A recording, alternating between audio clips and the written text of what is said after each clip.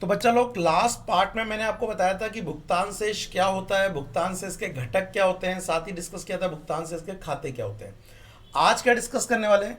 आज मैं भुगतान शेष संतुलन डिस्कस करूंगा और साथ ही डिस्कस करूंगा कि भुगतान शेष की स्वायत्त और समायोजक मदें क्या होती हैं।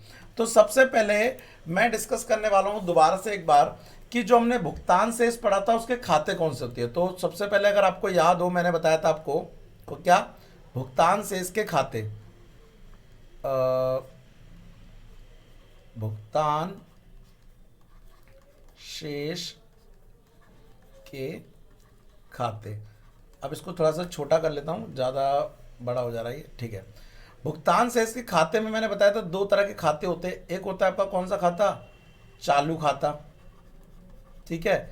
और एक कौन सा होता है आपका? पूंजी खाता, ठीक है। चालू खाते में मैंने बताया था तीन आइटम जुड़ते थे, दृश्य मदे, अदृश्य मदे और एक पक्षी अंतरण, याद हो अगर कल वाली वीडियो देखी होगी तो। और पूंजी खाते में मैंने बताया था इसके अंदर नॉर्मली निवेश आता है ना, और निवेश के साथ साथ ऋण से रिलेटेड संबंधित चीजों को यहाँ पर जोड़ा जाता है। अब सबसे पहले इसको आगे बढ़ाने से पहले दो चीजें मैं आपको क्लियर करना चाहूंगा। सबसे पहले एक चीज क्लियर कर दूं, क्या? एक होती है स्वायत्त मदें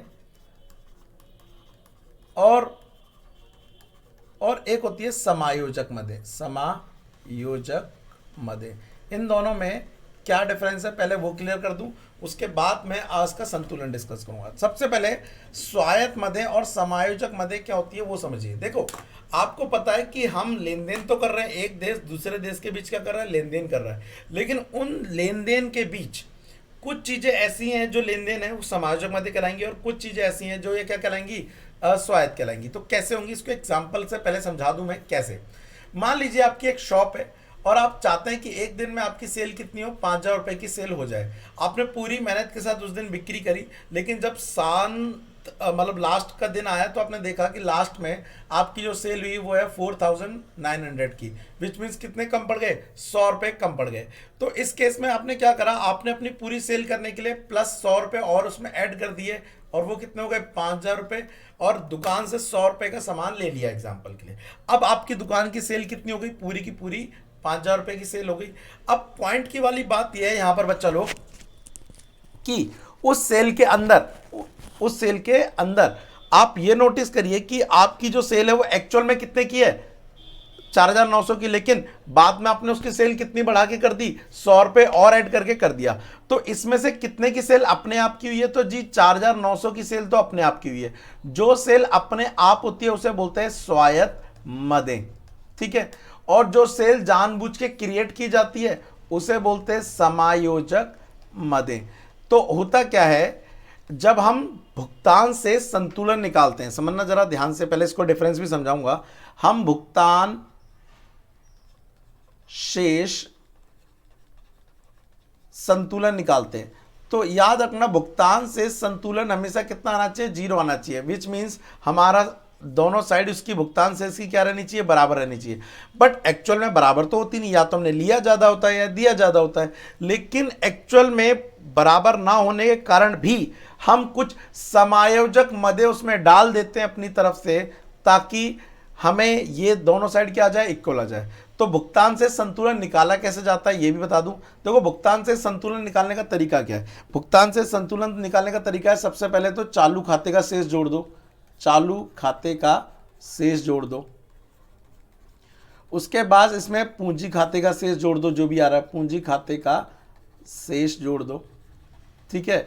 उसके बाद अगर कोई गलती से भूल चूक हो गई है वो ठीक कर लो, भूल चूक के नाम से बुक में भी लिखा हुआ है वो, ठीक है।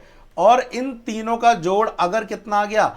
0 आ गया, तो हम बोलेंगे क्या है? संतुलन है। अच्छा, अगर इन तीनों का जोड़ माइनस में आता है तो हम बोलेंगे कि क्या है? घाटा हुआ है, भुगतान शेष घाटा हुआ है।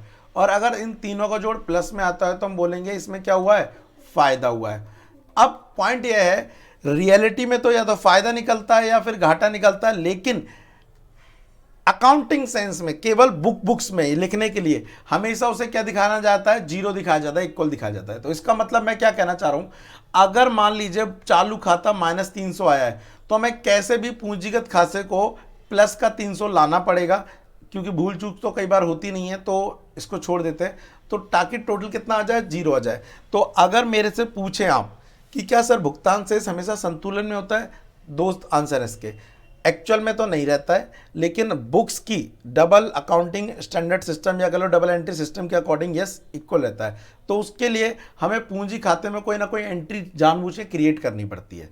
तो यस, जो एंट्री क्रिएट की गई होगी, जो एंट्री क्रिएट की गई होगी उसे बोलेंगे हम क्या, स्वायत्त मध्य। तो एग्जांपल के लिए मान लो ये -300 था और पूंजी खाते का जो टोटल आ रहा था वो 200 ही आ रहा था। अब आप नोटिस करिए तो ऐसे तो माइनस का 100 आ जाएगा, तो हम अपनी तरफ से कुछ ऐसी ट्रांजैक्शन करेंगे 100 की उसमें पूंजी खाते में, ताकि ये भी कितना हो जाए 300 और ये माइनस का 300, टोटल कितना आ जाए 0। ठीक है, समझ आया। तो ऐसी ट्रांजैक्शन जो संतुलन स्थापित करने के लिए की गई है उसे बोलेंगे समायोजक मदें। इसका डिफरेंस आप यहां पे देखिए, पेपर में आ जाता है कई बार। स्वायत्त मदें जो होती हैं से प्राय भुगतान से इसके उन सौदों से जो लाभ के विचार से की जाते हैं, नॉर्मली जो लेन देन हुए वो लाभ के विचार से, लेकिन समायोजक मदें लाभ के विचार से स्वतंत्र होती हैं। ये किसके लिए की गई हैं, पुनः संतुलन प्राप्त करने के लिए की जाती हैं। स्वायत्त मदें भुगतान शेष के असंतुलन का कारण होती हैं, लेकिन समायोजक मदें उस असंतुलन को दूर करती हैं। समायोजक स्वायत्त मदें वस्तु के संचलन सीमाओं के आर पार हो सकता है, मतलब एक देश से दूसरे देश के बीच होता है, लेकिन समायोजक मदों का असंतुलन सीमाओं के आर पार नहीं होता, वो देश के अंदर होते हैं, क्योंकि वो ट्रांजैक्शन जानबूझ के क्रिएट की गई है। ध्यान रखना, स्वायत्त मदों को भुगतान से इसके रेखा के ऊपर की आइटम बोला जाता है, मदे बोला जाता है, लेकिन समायोजक को रेखा के नीचे की मदे बोला जाता है। तो ये डिफरेंस आप रेडी कर लीजिए, 4 से 6 मार्क्स का ये एग्जाम में आ जाता है। अब आता है संतुलन और असंतुलन की बात करता है। देखिए नॉर्मली क्या होता है, भुगतान शेष ज्यादातर घाटे में आता है हमारा देश का। क्यों? जब किसी देश के व्यय उसकी प्राप्तियों से अधिक होते हैं तो उसे हम बोलेंगे भुगतान शेष घाटा। लेकिन इस घाटे को दूर करने के लिए हम किसको यूज करेंगे, समायोजक मदों का। तो याद रखना, अगर आपको याद हो मैंने आपको पढ़ाया था क्या भुगतान शेष में क्या क्या रिकॉर्ड होता है, तो आप नोटिस करेंगे चालू खाते में तो ये 3 चीज आती हैं, चालू खाते में 3 चीज आती है, लेकिन पूंजी खाते में इन चीजों के साथ एक चीज आता है क्या, विदेशी मुद्रा कोष परिवर्तन।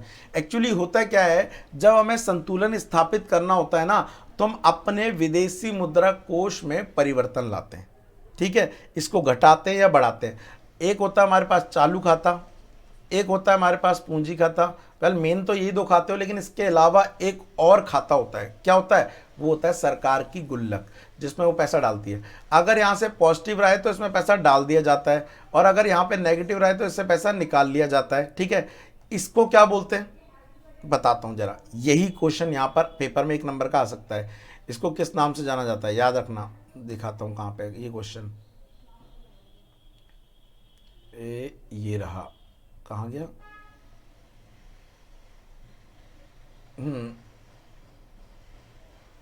ये रहा।